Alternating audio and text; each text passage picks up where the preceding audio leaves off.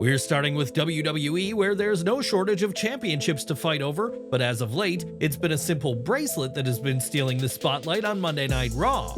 The bracelet was gifted to CM Punk at the WWE Fanatics World Festival and bears the names of Punk's wife AJ and dog Larry, and has played a role in Punk's war with Drew McIntyre.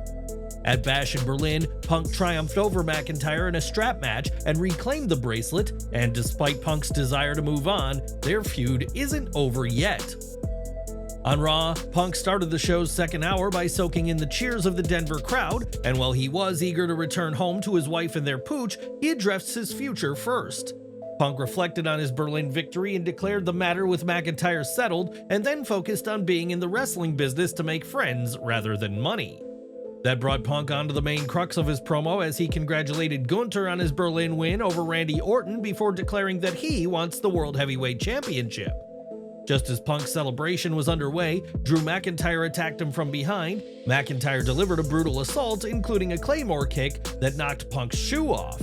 Punk was thrown into the ring and took another Claymore, and McIntyre delivered a series of kicks to continue his decimation of the AEW alum. Despite security's attempts to intervene, McIntyre removed the bracelet from Punk and snapped it in half, shoving the broken pieces in Punk's mouth to send a message. In case Punk wasn't badly enough beaten in the attack, McIntyre delivered a third Claymore for good measure before Adam Pearce and doctors came out to stretcher Punk away. Backstage, Punk was ambushed by Drew McIntyre again, interrupting his trip to the hospital, and it was only when Drew chose to stop that Punk was taken away. It's clear that Punk's feud with McIntyre isn't over yet, and fans who hope to see the best in the World Heavyweight title picture may have to wait for a couple of months. According to PW Insider, there are discussions about CM Punk facing Gunther at Survivor Series with the Austrian's World Heavyweight Championship on the line. 1 year after his return, such a match would be one of the most highly anticipated matches of the year and would mark Punk's first title opportunity since coming back to WWE. A victory over Gunther would be another career-defining moment for Punk at the show that will take place at the Rogers Arena in Vancouver, Canada on November 30th. Until then, though, it appears Punk vs. McIntyre 3 will take place at WWE's Bad Blood in a Hell in a Cell match, and we reported weeks ago that the match was expected to happen. The show will be WWE's fourth Bad Blood event, and its first in over 20 years, and all three previous Bad Blood PLEs have featured the Hell in a Cell match. With the destruction of the bracelet and the beating he took, Punk certainly has a reason to delay his title pursuit in favor of settling things once and for all with the Scottish Warrior. Speaking of the bracelet, following Raw, the maker of the bracelet took to Twitter and thanked CM Punk for representing the bracelet on WWE programming for months. This tweet caught the attention of Drew McIntyre, who coldly told the fan named Victoria that Punk's blood is on her hands. Are you invested in a Hell in a Cell match given that Punk and McIntyre have fought twice already? Or are you tired of seeing these two lock up in the ring? What are your thoughts on Punk versus Gunther for the gold? Do you think this match could live up to the hype? And who do you hope to see win? Share your opinions in the comments. With CM Punk clearly preoccupied with Drew McIntyre, Gunther needed a new challenger for Bad Blood and seemingly learned who he'll be facing on this week's Raw. Gunther was his disrespectful self on the show, coming off of one of the biggest wins of his career, and he spoke of beating the very best version of Randy Orton. Considering how he had to deal with a shoulder injury, it was also a difficult match for him, and the question now is who's next for the Ring General? That question was answered with the arrival of Sami Zayn, who last beat Gunther at WrestleMania 40 to end his record-shattering reign as Intercontinental Champion. In his promo, Zayn named those who have used the IC title as a stepping stone to WWE's top prize, including Macho Man Randy Savage, Bret Hart, and Shawn Michaels. Zayn intends to add his own name to the list, and although Gunther appeared to praise the heart of Zayn, he declined his challenge for the World Championship and walked away. Sami fired back, knowing how rattled Gunther was, as Zayn is the only man to pin the Austrian on the main roster, and one of a few in WWE to beat him, which includes Ilja Dragunov and Braun Breaker. Gunther declined Zayn's challenge, though Sami insinuated that Gunther is afraid of him in a strong segment that introduced another new challenger in the form of Zayn. Between Zayn and Punk, the roster of future challengers to Gunther is looking exceptionally strong, and Gunther could easily use either man to help his already growing star power. While Gunther declined on Raw, all signs are pointing to a title match at Bad Blood, while Punk and McIntyre will have their own showdown inside Hell in a Cell. Are you interested in watching Zayn have another title match with Gunther? Do you think CM Punk being in the title picture is coming too early since his return? Let us know down below. For some time now, friction between Kofi Kingston and Xavier Woods have been brewing, especially after Kingston brought in fellow Raw superstar Odyssey Jones into the fold. Last month saw a big push for Jones, who's proven to be a valuable ally to the New Day in their feud with the Final Testament, but as August becomes September, his push may be done. On Twitter, Fightful's Sean Ross Sapp shared that Jones' profile had been removed from WWE.com, and he added that someone messaged him the day previously about Jones. That person suggested that Sapp asked WWE about changes to Jones' status, and the WWE talent Sapp did speak to said they were surprised to see Jones pulled from the roster page. Jones wasn't at last night's Raw tapings either, and despite the push he received just a few weeks ago, his status with WWE remains uncertain. Jones' work on Raw led to speculation that he'd fill Big E's spot in the New Day, and his situation is far different from the Wyatt Six, who are also missing from the page. In the case of the faction, their profiles are hidden but still exist, while Jones' profile seems to have been deleted entirely. While Jones played a pivotal role on Raw recently, getting on TV had previously been a struggle, as he wrestled no matches on TV despite being drafted to Raw in 2023. Instead, Jones was confined to house shows and dark matches, and before August, his most recent match had been a Road to WrestleMania live event loss to the seldom seen Omos on March 31st. Jones had a bright future ahead of him just a few weeks ago, but now things have changed, and why do you think he's been removed from WWE's roster page entirely? Let us know below. Since the launch of TKO Group Holdings in September 2023, WWE has made a series of changes to its corporate structure, which has resulted in a series of layoffs. Those exits haven't stopped yet, as according to the latest Wrestling Observer Daily Update, Michelle Carlucci, WWE's Director of Production Travel, has been let go from the company. Carlucci's exit marks the end of a lengthy career with WWE, as she had been with the promotion since 1988 and held various roles, including 14 years as director of the freelance crew. That role saw her deal with travel and special projects, and her most recent position was as director of production travel, a role she'd been in since 2019. The report indicates that Carlucci was let go on Friday, and her exit from WWE is particularly notable considering her 36-year tenure as part of the company. Her exit is a reminder of the ongoing restructuring and changes taking place within WWE as it adapts to the new corporate landscape, and we'll have to see who'll next be given the pink slip. In a company as big as WWE, it's important to have everybody on the same page, and ahead of this week's Raw, WWE tried to ensure just that with a mandatory meeting. Mike Johnson of PW Insider reports that the main takeaway was that talent were told to be mindful of cursing on TV, but this was not a specific order, but just a reminder.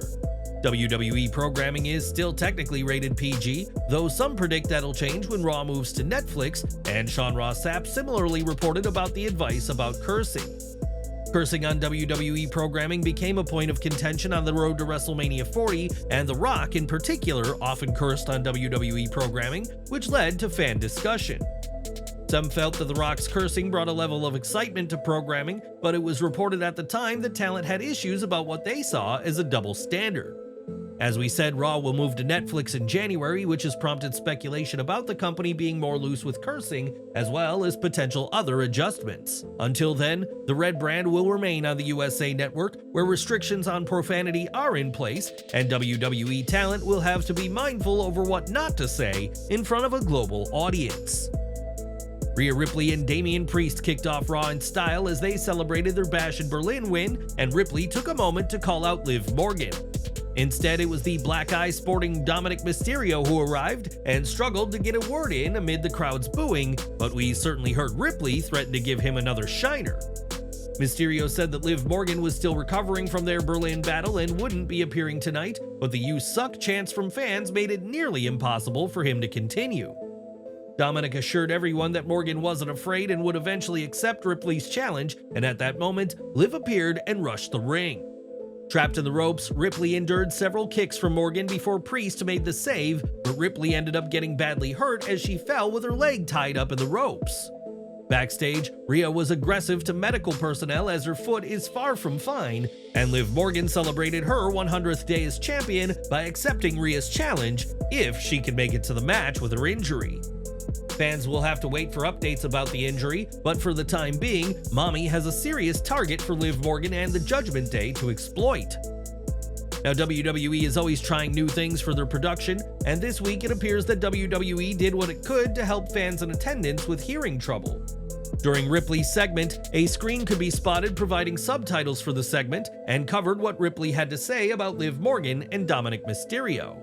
The subtitle screen is an interesting touch that'll help audiences understand wrestlers better, especially if they have trouble hearing or if they've just missed something from a promo. Joe Tessitore of ESPN made his commentary debut on Raw alongside Wade Barrett, replacing Michael Cole as the play-by-play announcer. On Twitter before the show, Triple H shared a backstage video of himself and Tessitore and said he couldn't wait to hear the ESPN broadcaster in action. As the lead announcer of WWE's flagship weekly show, Tessitore has been thrown in at the deep end, and we'll have to see if he sinks or swims in the weeks and months to come. Brock Lesnar hasn't been seen on WWE TV since SummerSlam 2023, and earlier this year was pulled from all plans due to his connection to the Janelle Grant lawsuit. This week, Lesnar resurfaced online as a photo of him was shared, and the Beast was once again donned in his signature cowboy hat. The setting and the drink in a fan's hand implies that Lesnar was at a bar, and while his WWE future remains uncertain, Brock is having fun away from the ring. In the Intercontinental title contenders tournament, Bronson Reed took on Ludwig, Kaiser, and Sheamus, or at least that was WWE's original plan before things had to be changed. Before Raw, Reed shared that he wouldn't be at Raw after testing positive for COVID-19, and in a follow-up said that Braun Breaker should count himself lucky that he's not in the tournament. With Reed unavailable, it was Braun Strowman who not only took his place, but advanced to next week's Fatal 4-Way match with a victory over Ludwig, Kaiser, and Sheamus. The three competitors wasted no time in going to war from the start, with Strowman being temporarily removed from action after taking a hard bump through the barricade. As Sheamus and Kaiser duked it out, Strowman hurled a death chair at the German to re-enter the match to a "holy shit" chant from the crowd. Overcoming an agonizing rib injury, Strowman continued to bring the fight, and Pete Dunne would continue his feud with Sheamus by blasting the Celtic Warrior with a shillelagh. This would prove to be costly to Sheamus, who once again is on the chase to win the one title that has eluded him in his WWE career and has grown increasingly desperate to hold the gold. With Sheamus out of commission, Strowman used his size and power to flatten Kaiser with a running power slam to advance to the next round and next week's Fatal 4-Way match. Strowman's victory was something of a surprise given that he was tsunamied through the roof of a car a week ago by Bronson Reed in a spot that could have written Braun off of TV. In fact, it was a backwards move, undermining the impact of Reed's vehicular tsunami last week, and Braun was not at his best, but got the win anyway. This spot could have been given to someone else instead while maintaining Reed's aura, but if he recovers in time, Reed could cost Strowman in next week's Fatal 4-Way match. If anyone can deliver a strong performance in next week's Fatal 4-Way against smaller opponents, it's Braun, who's hungry to regain the gold he last held in 2020. Last Friday, WWE held its first SmackDown in Berlin, Germany, and while top stars like Cody Rhodes, Nia Jax, and others appeared, there was no physical appearance by the Bloodline. Instead, the group was reserved to a single video vignette in which Solo Sikoa made clear he plans on winning the WWE title, and we now know the sad reason they weren't in Berlin. In the Wrestling Observer, it is explained that the funeral of Afa Anoa'i took place over the weekend, and the Bloodline attended the ceremony rather than appear in Berlin. This is a fair reason for the Bloodline to not appear live, and fans can expect Solo Sikoa's faction to dominate on the blue brand once again soon enough. Raw saw American Maids Creed Brothers and Ivy Nile take on Alpha Academy, and the action spilled out of the ring as both teams did what they had to do to win. Just as it looked like the Alpha Academy would be emerging on top, a distraction by Chad Gable allowed Ivy Nile to put Maxine Dupree in a sleeper and pick up the win for her team. Post-match, Gable called his new faction the greatest fighting family in all of WWE, and spoke of last week's match with Uncle Howdy that Chad had hoped would be a classic one-on-one match. Instead, Howdy's quote, freak show family got involved, and with the backing of American Made, Gable called out Howdy for a match for next week's show. The lights swiftly went out and Howdy appeared on the stage, stating that it had been 375 days since his sanity crumbled, acknowledging the passing of his brother Bray Wyatt. Howdy spoke compassionately about his life changing completely thanks to this new chapter in WWE, and in cryptic fashion accepted Gable's challenge. Howdy said if American Made want their own destruction, he'll deliver it, and the segment ended with the Wyatt Six emerging behind Howdy as the lights went off. What are your thoughts on Uncle Howdy accepting Chad Gable's challenge for next week's edition of Monday Night Raw? Sound off in the comments. As we've all seen, the Wyatt Six is heavily inspired by Bray Wyatt, but one piece of Wyatt's lore that we haven't seen so far is the Fiend. That could change soon enough though, as in his promo, Howdy said his life was not his own, but it now belonged to him, which could be an allusion to the Fiend. Wyatt wasn't portraying the Fiend when he passed away, and the character was part of Wyatt's stable when he made his return at Extreme Rules 2022. If the Fiend is returning, the question is who would play the character, and it could prove to be a third role for Bo Dallas on WWE programming. Ultimately, we'll have to see if who him is ever revealed, and do you think bringing the Fiend back in the form of Bo is the right move? Sound off below. Ilja Dragunov won his triple threat against Dominik Mysterio and Dragon Lee to advance in the Intercontinental title tournament, despite Carlito interfering to aid Dirty Dom. That interference prompted Damian Priest to make the save and fend off both Judgment Day members, and when one-on-one, Dragunov outlasted Lee to secure the win. Dragunov previously missed out on a title shot courtesy of referee stoppage during a match with Braun Breaker, and his return in victory here advances him closer to revenge and his first main roster title. Priest driving Mysterio away made sense given his thirst for revenge and, more importantly, saved Dirty Dom from another defeat after his loss last weekend in Germany. Rhea Ripley and Damian Priest got the better of the Judgment Day on Raw after Priest and Jey Uso bested Finn Balor and JD McDonough in the show's main event. Liv Morgan crotched Uso on the top rope, only for Rhea Ripley to make her presence felt, and despite a leg injury suffered earlier in the show, she chased Morgan out of the arena. With Morgan gone, Priest and Uso made quick work of the World Tag Team Champions, and after getting the win, stood tall with Ripley to end the show.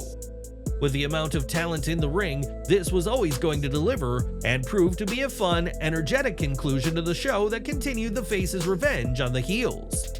The fact that Uso was able to slide in here and make it make sense given his past beef with the faction, all while being in the Intercontinental title picture, is a testament to Triple H and his creative team's skills.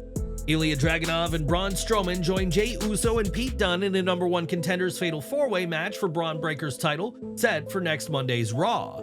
Do you think the winner of this match should dethrone Braun Breaker, or should they fall to Braun as part of his journey to be an even more dominant force on Raw? Let us know below.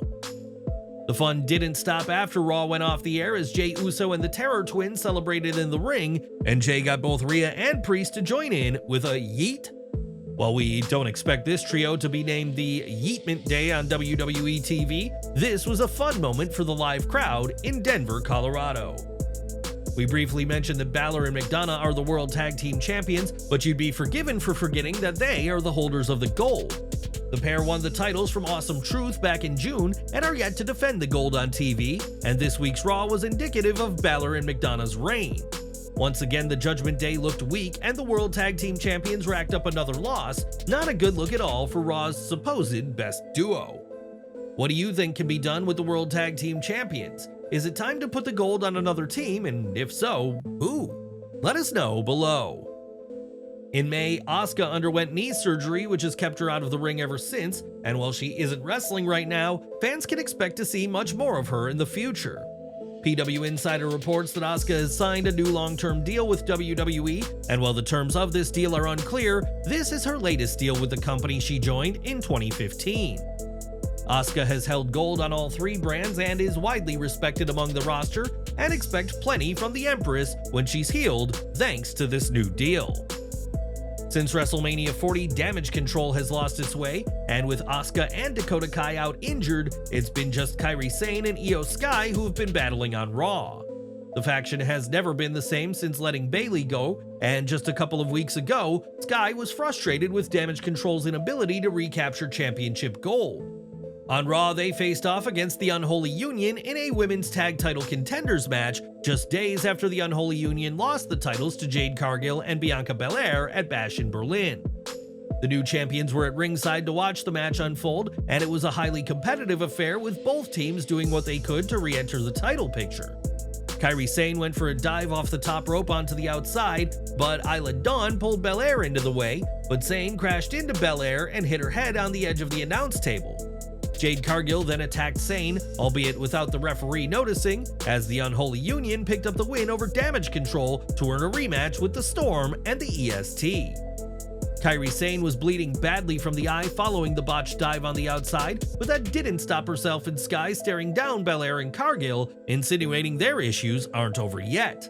As for the titles, the Unholy Union will now face Jade Cargill and Bianca Belair for the Women's Tag Team Championships, and the Dark Duo are looking to make this reign a short one. And we're ending with Zelina Vega, who took on Shayna Baszler on Raw, but before the match, a fan's heartfelt sign had the former Queen of the Ring feeling very emotional. Vega held the fan sign, which paid tribute to Zelina's father, who died in the September 11th attack on the World Trade Center, a tragedy Vega has spoken openly and passionately about. In the match, Vega came up short against Shayna Baszler, and a post-match beatdown by the Pure Fusion Collective was interrupted by Lyra Valkyria. Still, the numbers advantage for Pure Fusion Collective proved too great, and the heels stood tall to close things out, setting up a future showdown, likely to happen next week. After a commercial break, Valkyria said she had a plan for next week's Raw in Calgary, Alberta, Canada, and if this location is an indication, we could be in store for the return of Natalya.